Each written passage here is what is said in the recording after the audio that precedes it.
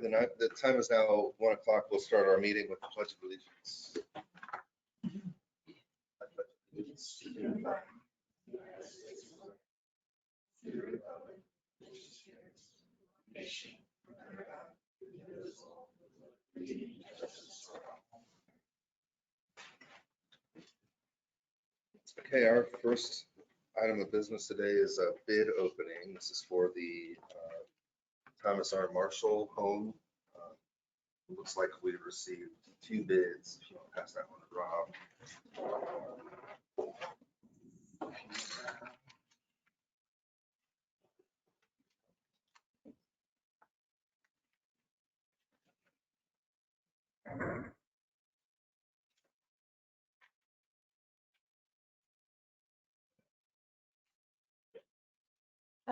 The first bid is from Don Brothers Incorporated out of Fort Wayne.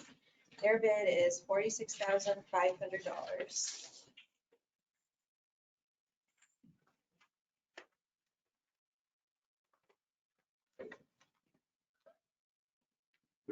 Are you getting the numbers?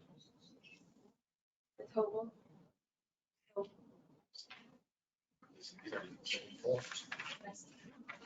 It's just their bid. I don't think it's the same form, the dollar amounts are like several hundred thousand different. Oh, okay, yes. The only thing the first company bid on was the roof repair and guttering. And it looks like the second company bid on everything. However, the second company didn't do a bid on me. Oh, The so, same one that the other company did put a bid on.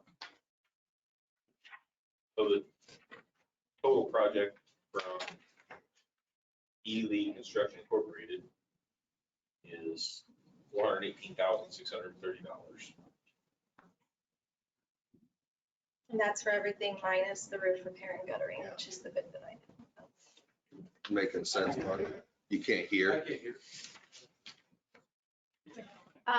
For the roof repair and guttering, Don Brothers bid $46,500, and that is the only thing they wish to bid on. And then Ely Construction Incorporated bid on everything else, and their total bid comes in at $418,630.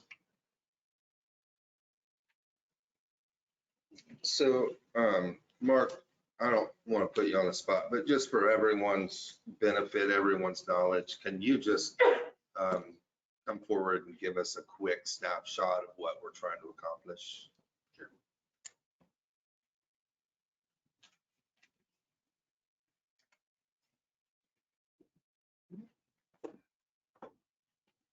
Mark Sterling, Maintenance Department. What we're trying to accomplish here is the restoration of the Marshall house. Basically, that's roof repair, some deteriorated wood behind the guttering needs to be repaired, replaced. And then some other wood on the siding. The windows need quite a bit of extensive work done. And that's what these contractors have bid on. I appreciate that, Mark. We've been looking at this for over a year. And Matt Brinkman from Region 3A is here today. And Matt was really instrumental in helping us apply for a grant. And I always want to say DNR, but it's not necessarily Indiana Department of Natural Resources. It's like a federal grant, right? It's federal funds, but DNR manages that. Yeah. So we were awarded that grant for $50,000, and it's time to start getting the work done. So that's why we had this bid opening today. Thank you, Mark. So I would entertain a motion to take the bids under advisement. So moved. Second. I have a motion and a second. I'll call for the vote. All those in favor, raise your right hand. And that passes unanimously.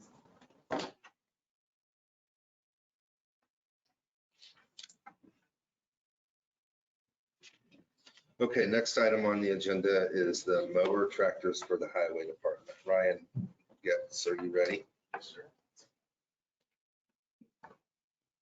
I think you've seen these. Yep.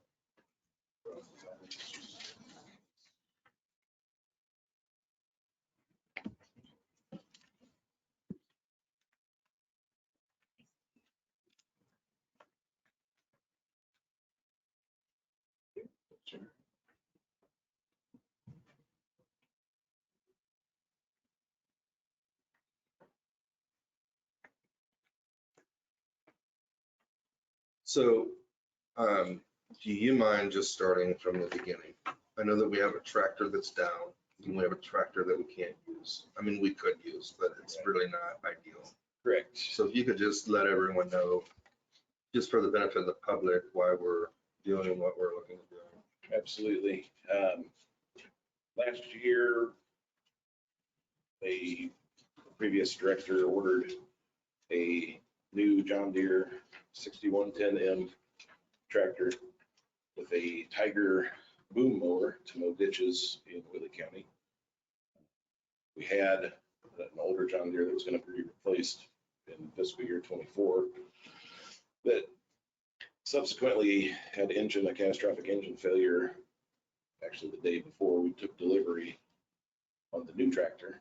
New tractor was put into service and was found to not be safe. And when I say not be safe, the tractor has to be in the opposite lane for boom mower to work in the ditch. Say if it's on a north-south road, the tractor has to be in the southbound lane to effectively mow the northbound ditch. So what we're looking at doing is replacing the new tractor that unfortunately does not work for our needs with a tractor that does work, and trading in the old John Deere with the bad motor along with Kubota M5 that we use to mow with a batwing mower along Lincoln Way and other mowing applications on trade for 2 new Kubotas with ditch mowers that also have the capability of adapting a boom mower. So we'll have 2 ditch mowers. My plan is just to get 1 boom mower. I don't think we need 2 for when we do need to do tree trimming and things like that with the boom mower.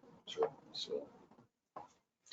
And you've provided the commissioners with multiple quotes that we've reviewed already. We've looked at New Hollands, we've looked at John Deere's, we're looking at Kubotas. We feel very comfortable with the proposal from Moore Farm Store.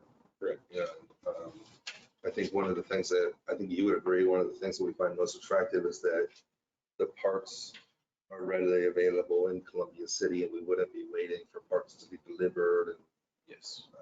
Yep, and we've received commitment from mowers that they will stock parts for the diamond mowers that we will have on these tractors.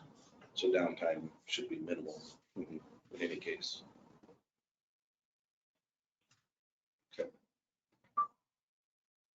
so I think what we need to do is we need to, I know that we've had conversation already, but we need to officially recommend that we move forward with our preference, and then accompany Ryan when he goes to council to get the allocation. We've talked about the funds coming from 1176 motor vehicle, and there's somewhere around, Tiffany, you can give us the actual number, but there's somewhere around $2 million in cash reserve in that fund.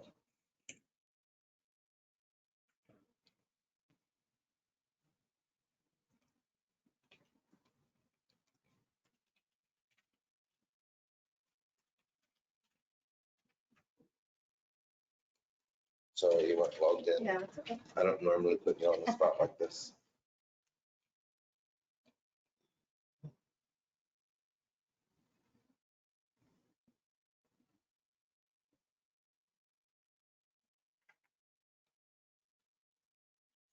Today,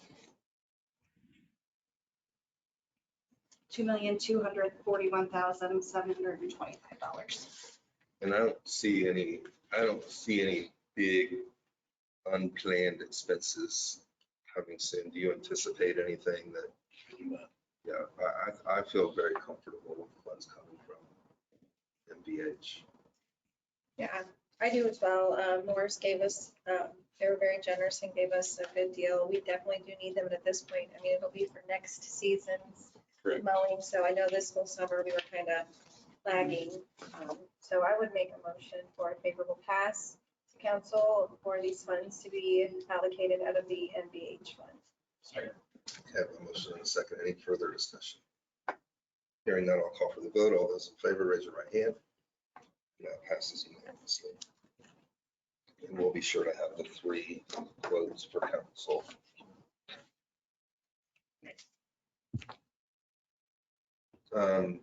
Next up, Ryan, we've had discussion about the price of fuel, the, what do I want to call it? The fee that we charge in addition to the price per gallon for the use, and we're all supportive of it. We agree with you. I just wanted to make sure that we weren't missing something legally, like some sort of ordinance that backs the fees, or if we needed to amend an existing agreement or something. I just want to make sure that we're following the process. Yeah, Cami reached out to me Thursday afternoon and told me about the increase. And so you should have a written policy in place to deal with that. So there's not, just arbitrary changes in bidding. Candidly, I haven't had the time to finalize that yet, but we're looking into it and I'll have an answer to you certainly by the next meeting on how to handle that best. Yeah. So in the meantime, are we okay? Like, we've already made the change. You can vote on it. Yeah. You have the authority. Okay.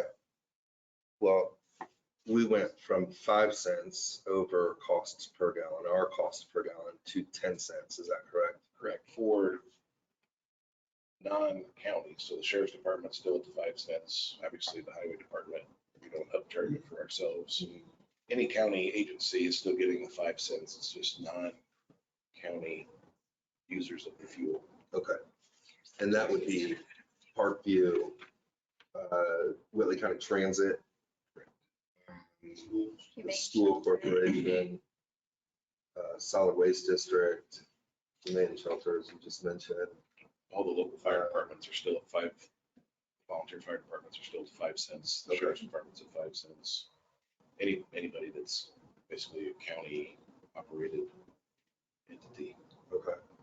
So I think the thing to do is ratify probably this decision. I probably wasn't here for the process in September. I don't, but I don't know that there was a process. not knowing exactly what happened, I think it would make a lot of sense just to vote to ratify that decision, to go from 5 to 10%. At least then you have on record that you all have approved that increase. And then we can, for future adjustments and things, we'll have a formal policy in place on how to do that. Okay. So the whole idea of us increasing the cost from 5 cents to 10 cents was so we could maintain our own county fuel station, essentially the parts and everything that you need to upkeep them. So I would make a motion to ratify the increase for fuel from 5 cents to 10 cents for non-county users. Second. Okay, I have a motion and a second. Any further discussion? Hearing that, I'll call for the vote. All those in favor signify by raising their right hand. That passes unanimously. Thank you, Ryan. Thank you. The next item on the agenda today is a plat approval.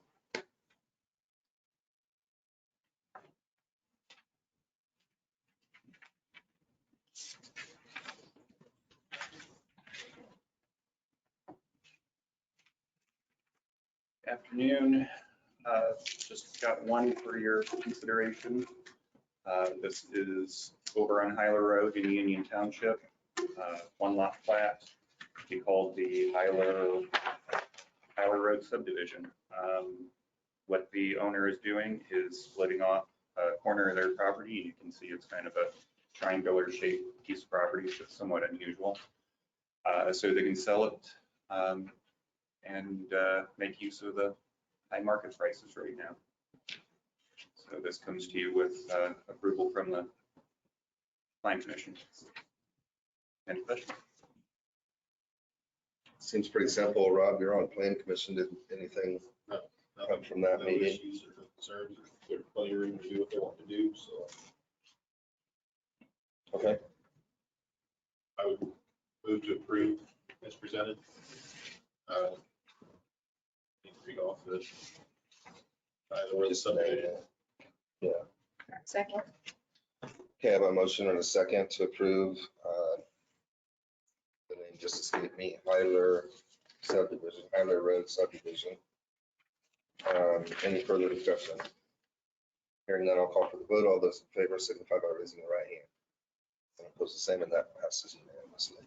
Thank you. I'll leave this here for you to sign afterwards. Yeah, thanks. Next item on the agenda is a discussion or a potential appointment for solid waste joint board. Teresa, do you want to talk about that at all? Yes, so the commissioners sit on the solid waste district. It's not a county department, as many think. We have to have a citizen action input committee. They meet twice a year. They look over a lot of different information, and then they give the board recommendations on certain things, and the commissioners have an appointment. And right now, I've not heard back from the individual that I was thinking. So I would think no action would be appropriate for today until we hear back from the individual, because I'd hate to appoint them and then Yeah. they not want to do it.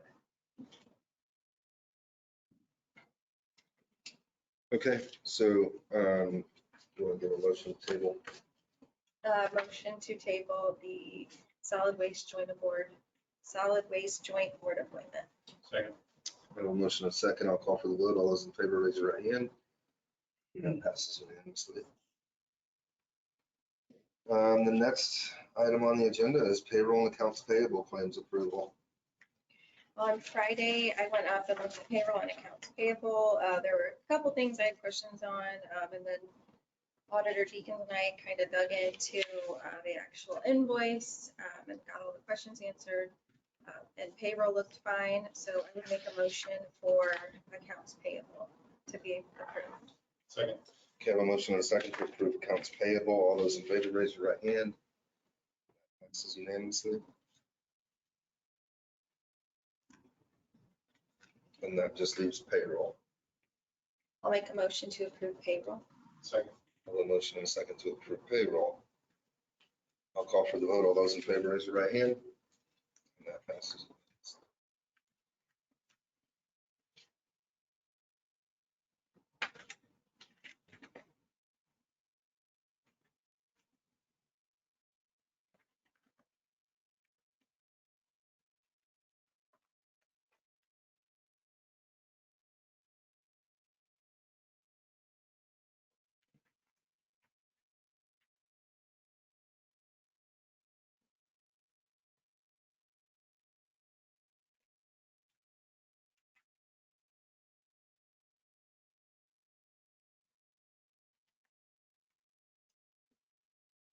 So in our last meeting, we had a facilities request for Old Settlers Days.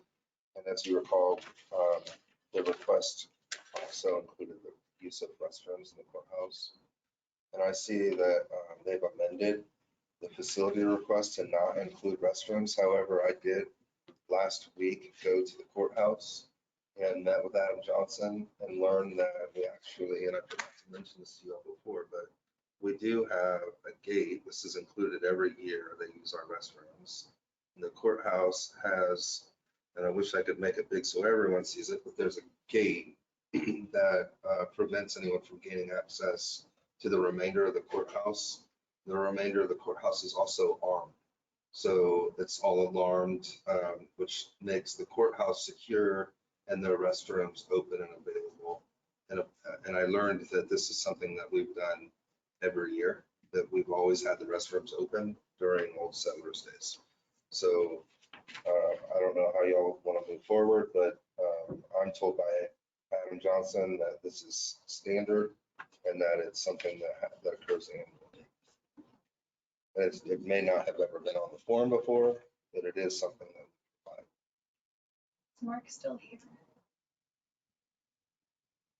Well, maybe Jay. Have we ever had any problems with like vandalism, Jason, in the past with the bathrooms being open for Old Settlers? Not that I recall, but I'm like Chad, I don't recall them ever being, I guess I wouldn't think to go use them to begin with, but And I know City Hall, they always have their front City door. Hall is public, they're open 24/7.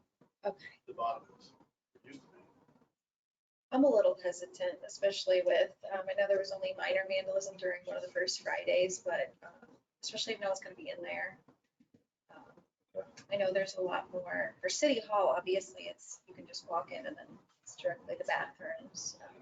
And City Hall isn't necessarily nearly as historic as our courthouse, so. Yeah. I don't know, maybe I wanna think about that a little bit more, but right now I'm pretty hesitant. Okay, yeah, so I'd be happy to table again, but I would encourage you to go see what we've done. There's a gate that the public would use, the employee entrance on the south side of the courthouse. They wouldn't be going through the main entrance. And the only thing they would be able to access is the restrooms. And again, it sounds like this is something that we've done annually every year, that we've always had our restrooms open during those hours. So I'd entertain a motion to table. So moved. Second. Okay, a motion and a second. I'll call for the vote. All those in favor, raise your right hand. And that passes.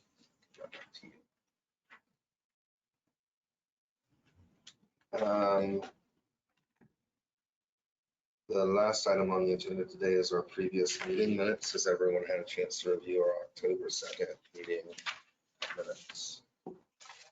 Yes. That was our record past meeting. I'd entertain a motion to approve. So moved. I have a motion and a second. I'll call for the vote. All those in favor, raise your right hand. And that passes unanimously.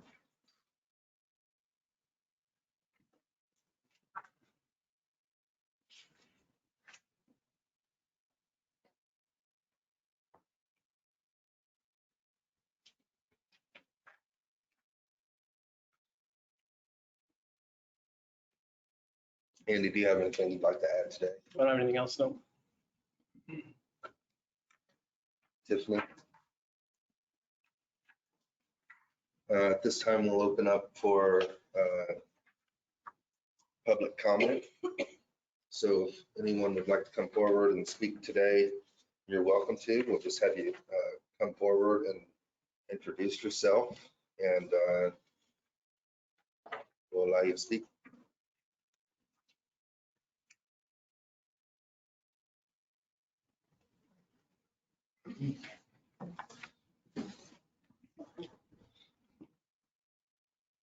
Thank you, Andy. Thanks. You can face us. Yeah. That'd be fine. My name is Corey Swanigan. I live on East Lincoln Way between 700 and 800. We've been having a lot of problems with the no parking signs that you guys approved almost 2 years ago, where nothing is being enforced. We have made numerous attempts to the sheriff's department's non-emergency line. They send officers out. Officers give warnings. To my knowledge, as of this year, almost every week is a warning, a warning, a warning, a warning. Your guys' ordinance that you created says that there is fines imposed. Your signs that are posted say that there will be towing. Not one car has been fined, not one car has been towed. We have every neighbor in the area that is fed up with the noise, fed up with the traffic increase. I mean, you guys don't realize how many times there is screeching tires, that there is people walking out in front of everybody driving down the road. In your guys' report, you guys noted that the average traffic speed is 65 to 70 miles an hour. People just walk out like they live in their addition. We've tried to communicate with Union 12. They want nothing to do with us.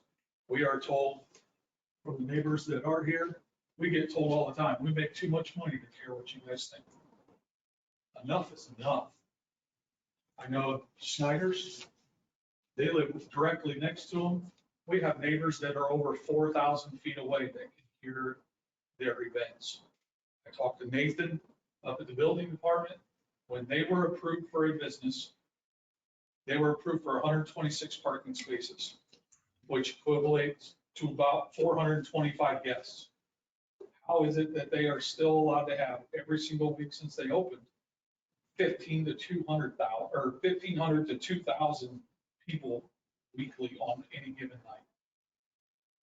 Their septic system don't even approve for that. They don't even have a sheriff there or security there to even sell the alcohol out of their facility. They say they make no money off of this. If there's no money to be made off of it, then why are you even doing it? Why are you creating problems for the neighbors? I know Teresa, I have been in contact with you numerous times about this. It is well noted through text message. Something's got to be done for the sheriff to be able to enforce this. Because why he's skating the issue, I have no idea. That's what I have. Yeah, I'm sorry about that. I know you and I have spoken a couple times. I had thought it had gotten better, but I was later told that the sheriff's department got called out. It sounds like every Wednesday they have their food trucks, so I was unaware of From that. April until October. Right, so I apologize for that. And I know, I'm not sure if it was like maybe May or June, the first time you contacted me, but we are having a sit-down meeting with them because it's not acceptable for what you guys are dealing with over there. So Yeah, and I we get told apologize all for the that. time, we're threatened by lawsuits from them because we bring up concerns. There's a few of us that are even banned from even going over there and speaking with them because they don't want the confrontation. Eventually, somebody is going to get killed with that amount of traffic. I have pictures on my phone that you guys can see for your own eyes. In fact, I don't know who it was, but one of you had drove through last week and made the comment out the window that you were glad to see that the no parking signs were working. And then when Harvey came in here the very next day, that gentleman was sitting there, is the one that said it while they were talking. Didn't get a name, I don't know who it was, but I know the issue is never gonna go away unless you guys do something to enforce it. I mean, the county originally had set these signs up and they were wondering how they were gonna appropriate the funds for all this to manage it. And the fines were supposed to take care of that place. Well, just last event that they had on Wednesday, there was over $6,000 in fines according to your first offenders at $100 a piece. If that doesn't pay for it, I don't know what will. So something's got to be done because we were there first.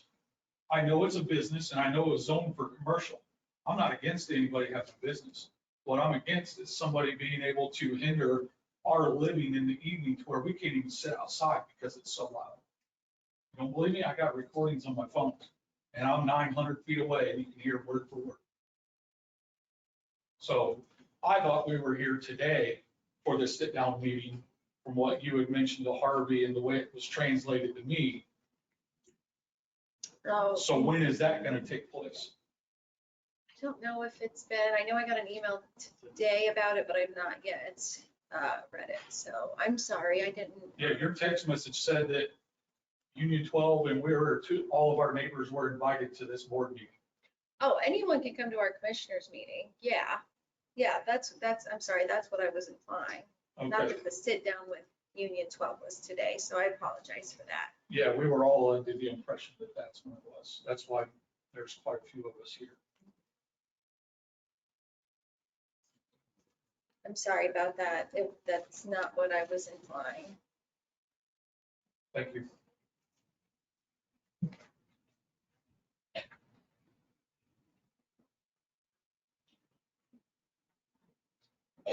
Good afternoon. I'm Joe Snyder. That's my wife, Valerie Snyder. We own and operate the Animal Inn Boarding Kennel right next door to Union 12. I guess a couple questions that I have is Lincoln Highway a state highway? If it's a state highway, the law says you can't park 50 feet off the middle lane of the road.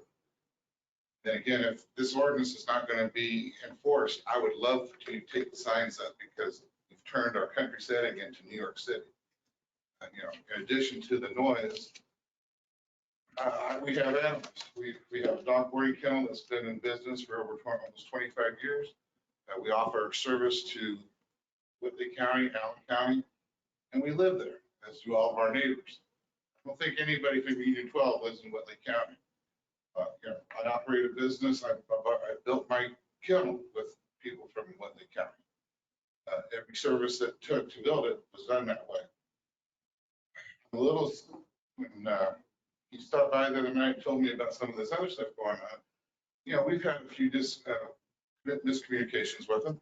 We got it worked out based on advice from here, our county government. What I'm disappointed in is whenever we decided to build that business, we had to have every neighbor from every connecting property behind us for us to get approval. Got nothing from these guys. Got nothing from our city government. I hear about threats of lawsuits and stuff like that. You know, I've been over backwards to accommodate these people, and I have let them park on my property before. But last Wednesday, they did it without permission and blocked entrance to my driveway for my guests and told them they couldn't park here and to turn around and do a U-turn on US 30. Yeah, that doesn't make a lot of sense. Do I go over there? I go over and I get stuff from the food truck, come right back. Is it nice? It is for us people on the east end of the county that have no, we don't have DoorDash and delivery on. So it is nice, but the overall threat to the community is just what he said. Massive amounts of cars, people speaking, people drinking, walking out to their cars. So when all this came up, we have to look at that litigiously, because what happens if these people park on my property and they get in a fight or shoot somebody, kill somebody? Now I'm involved. I've got no protection, so I've got to be hard and say, well, you can't park there. But again, what is the basis of that business? Originally, we were told it's a wedding home. Everything's inside. Well, now we've got fireworks 3 times a year. Last year, which cost us almost $10,000. Yes, well, how does that cost you money? Well, it cost me money because when they bring in fireworks commercially, we're talking about 15 minutes of not just aerial fireworks, but percussions that bounce off barns and woods that scare wildlife. I've got two horses, a mule, and we have 50 dogs in our kennel. They moved into this area knowing that that is an animal sanctuary, but yet as a homeowner, I'm responsible for my animals. So they fire off fireworks, my horse gets loose, gets on making way, gets hit, gets killed, hurts somebody in the car. Who's liable? I am liable for that animal. So what I got to do, I had to buy a $3,500 horse trailer.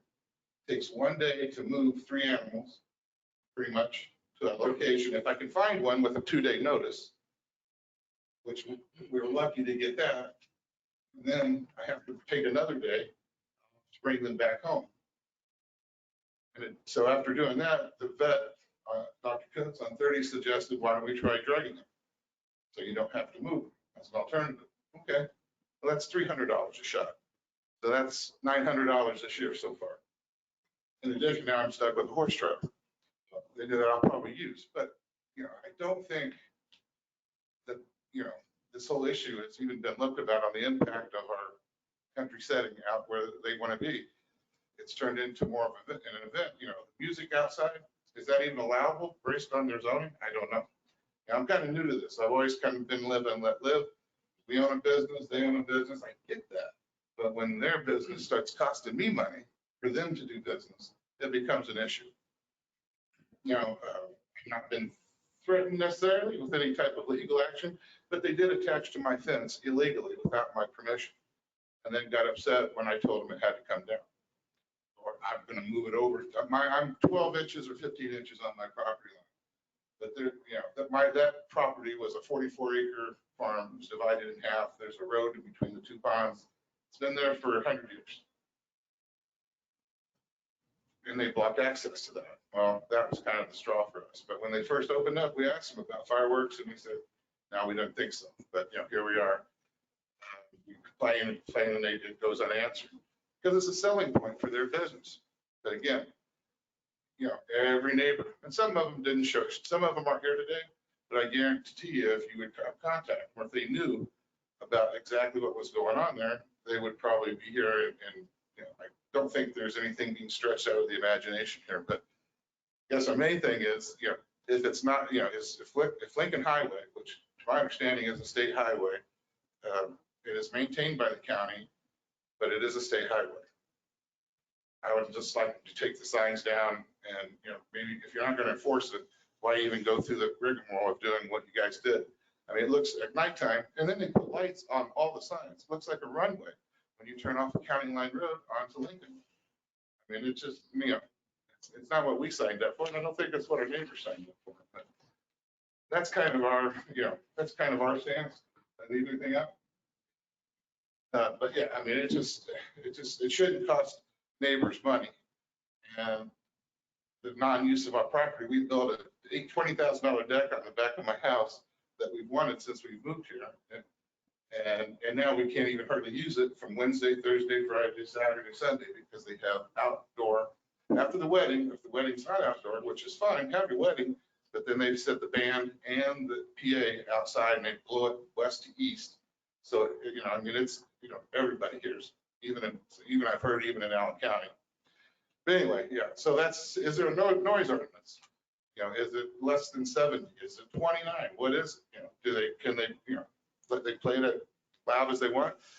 I don't know. Again, police coming out doesn't do any good other than cause hard feelings. This man who got up and spoke before, don't know him that well, but he's a neighbor. I've seen him spend, I don't know what he spent, but I'm sure it's tens of thousands, maybe hundreds of thousands in building his property up, making it better. But living across the street from that directly, headlights, noise. That particular date he's talking about, John Summer texts me and my wife when they have something usually. He didn't call, didn't text. We come across, there's 60 cars in my front yard. There's somebody blocking my driveway to let people in to see me, being told they can't park there with no permission. Now, John did call and say, hey, they didn't have permission to do that. Well, somebody told him they did. But, it's not my wish to make enemies out of my neighbors, but what I don't want to see is neighbors threatening neighbors with lawsuits and violence over something that I think that maybe you guys could help with. If these ordinances are there to protect us, then they need to be enforced. And if they're not, take them away and then we'll deal with him as we deal with them. Not in a physical way, but there's other ways, we could deal with that. But for now, for me legally, I guess I can't even let them park over there anymore in my frontage road because now I'm liable. You're a lawyer? Mhm. Is that true?